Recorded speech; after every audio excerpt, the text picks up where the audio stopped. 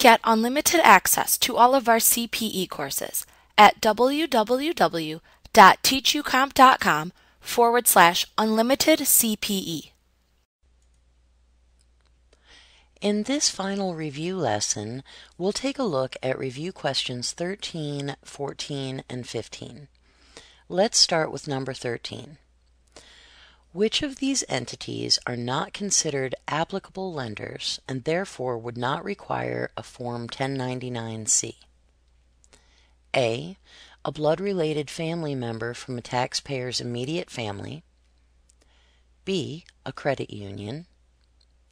C, a federal government agency, such as the IRS. Or D, a financial institution whose primary business is lending money. The answer is A. A family member is not one of the applicable entities that require a Form 1099-C. However, reporting canceled income may still apply even without a Form 1099-C. Now let's take a look at review question number 14. Josh had a total of $65,000 of student loan debt.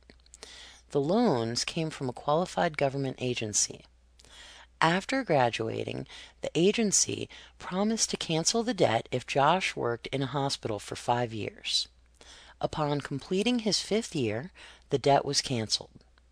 How much should Josh include in his taxable income during the 5th year? A, $30,000.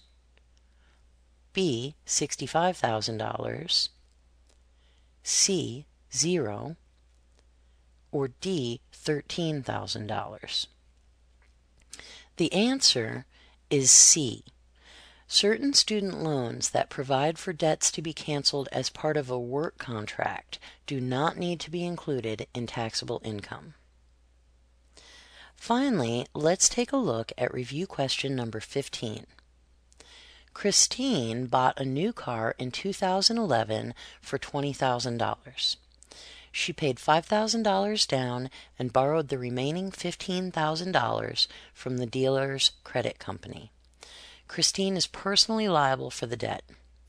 In 2012, the car was repossessed after Christine stopped making payments. The balance due at the time of the repossession was $10,000. The fair market value of the car was $8,000. The company sold the car and forgave Christine's remaining $2,000 balance. Which is the correct amount that Christine should report as canceled debt? A, $15,000. B, $10,000. C, $8,000. Or D, $2,000. The correct answer is D. Only the amount of debt that was canceled or forgiven should be included in Christine's taxable income as canceled debt. Like what you see?